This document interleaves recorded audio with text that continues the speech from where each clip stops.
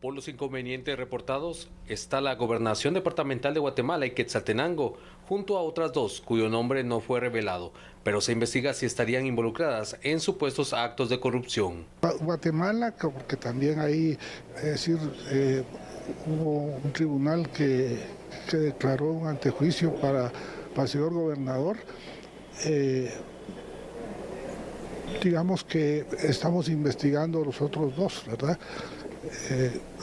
Que tenemos noticia que tienen problemas, digamos, con el caso de coimas. Pero de ahí, diría yo que en 18 departamentos no tenemos problema. El supuesto problema es porque los gobernadores han dejado de cobrar coimas, ¿ah? Y entonces esto genera un problema, ¿ah? ¿Por qué? Porque antes estaban acostumbrados que cualquier proyecto que les ponían, ellos lo firmaban, ahora no, ¿ah? Y especialmente los proyectos sobrevalorados, los gobernadores no los están firmando.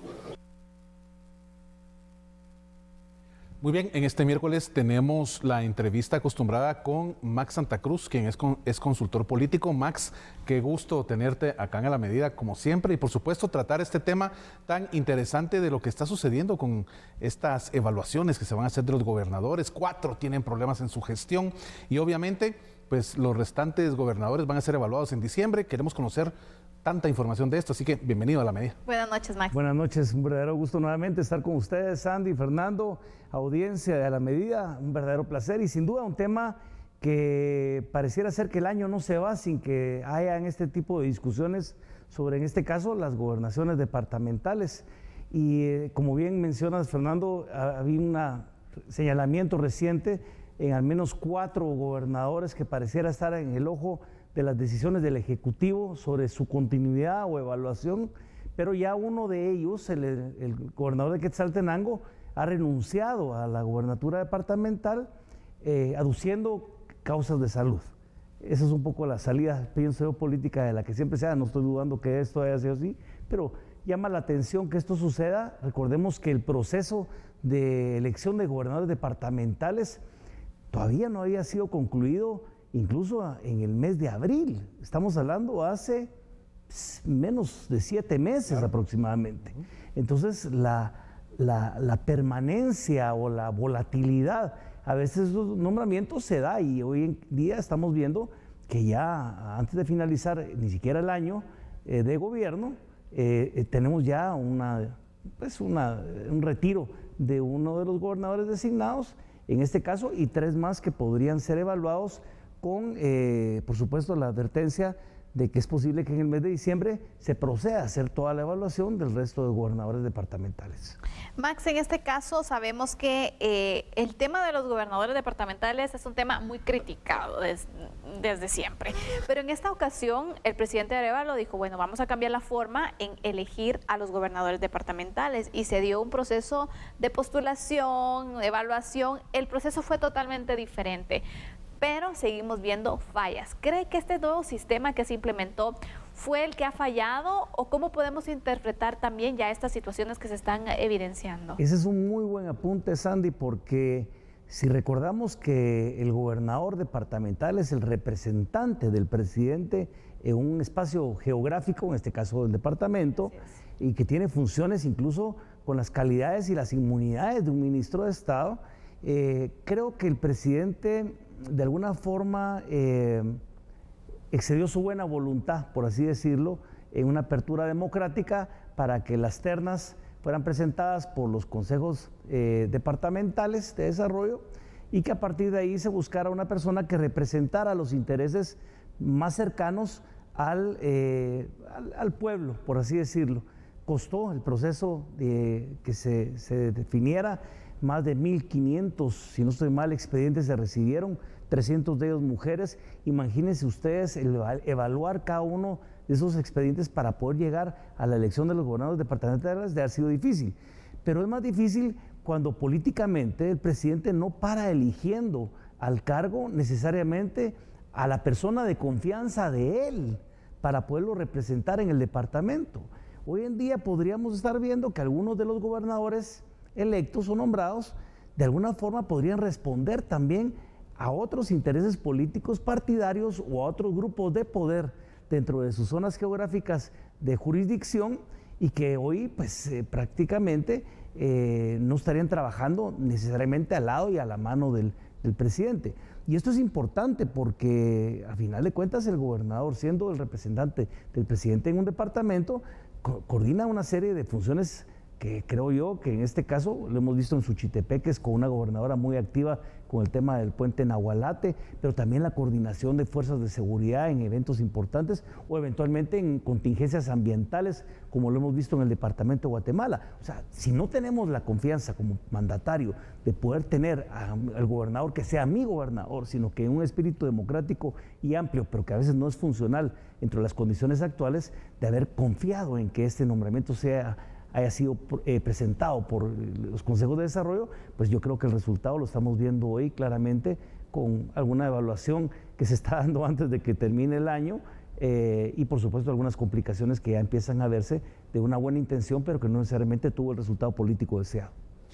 Max, hablar de que se va a remover a gobernadores porque obviamente no han hecho bien su trabajo, nos hace preguntarnos, ¿qué pasa con los gobernadores? Realmente, así como vemos, por ejemplo, a un ministro o una ministra, sea quien sea, de la totalidad, que no hace su trabajo de una forma eficiente, efectiva y eficaz, pues el pueblo dice, no está funcionando. Pero los gobernadores, realmente, ¿cuál está siendo el problema con ellos? Bueno, ¿El sistema falló? Yo pienso que el sistema falló, algunos de ellos, e incluso al no gozar de la confianza del presidente, también ya ahí se genera una grada más de separación. Claro, claro. Otros podrían también estar experimentando la inexperiencia política para poder ejercer sus funciones como tales. Claro.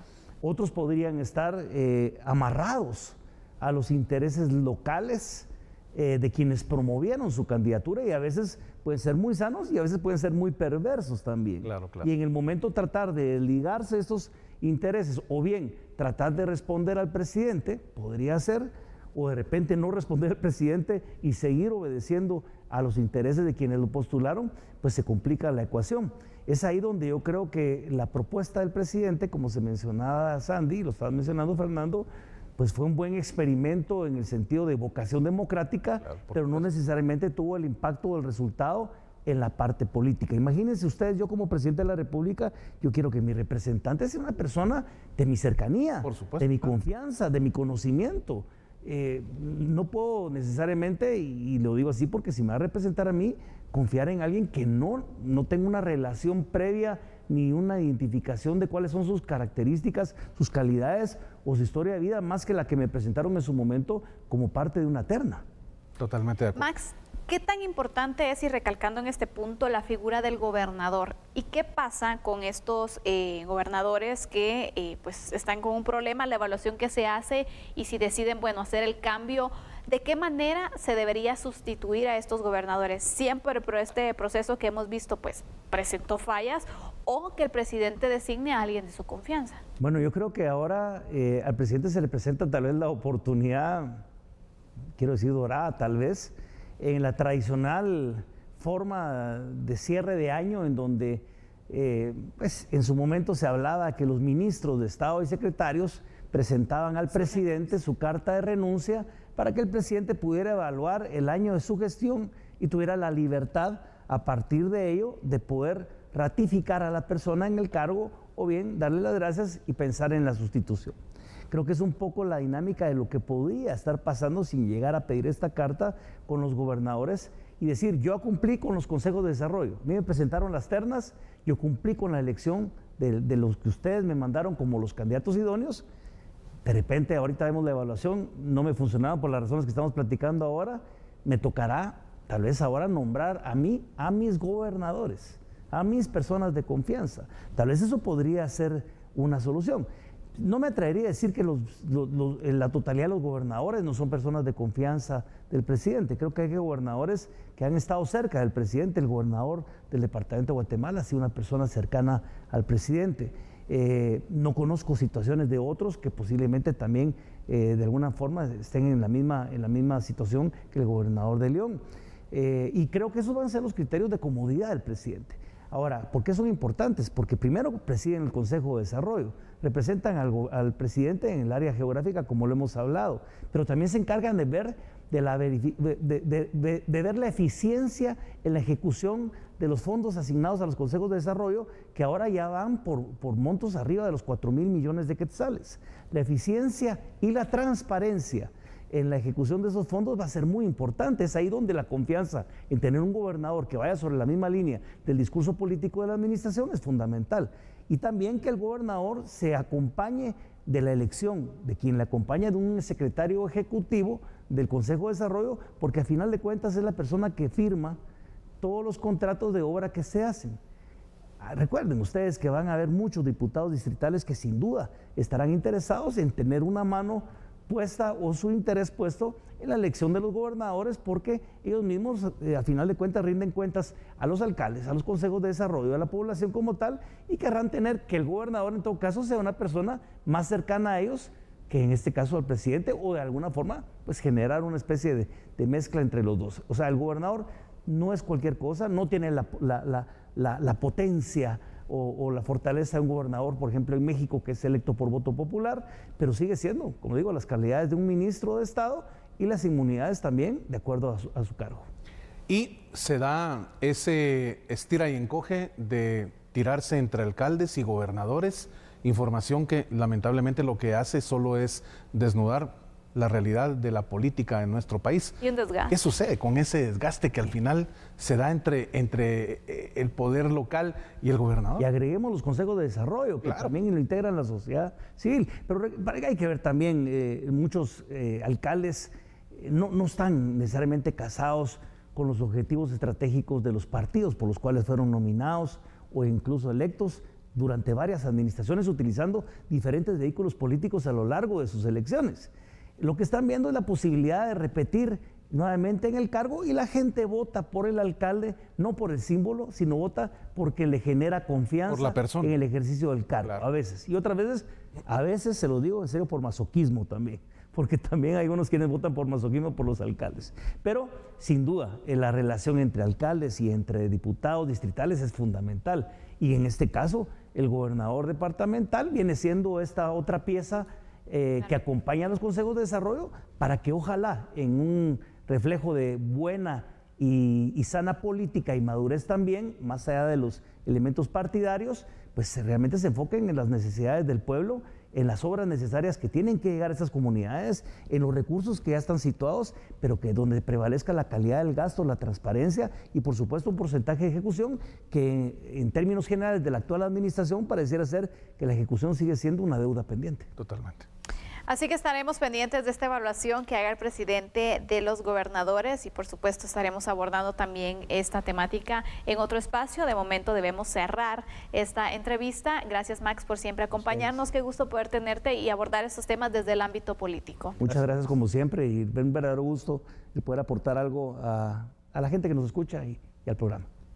Y también despido a Fernando Prera, con quien estamos noche a noche tratando los diversos temas aquí en el análisis. Fernando, buen descanso y mañana prepararnos para el tráfico, ¿no? Claro que sí, Sandy. La mejor de las noches. Y para usted también, amigo y amiga televidente, gracias por acompañarnos. Vamos a la pausa. Regresa Sandy con más información.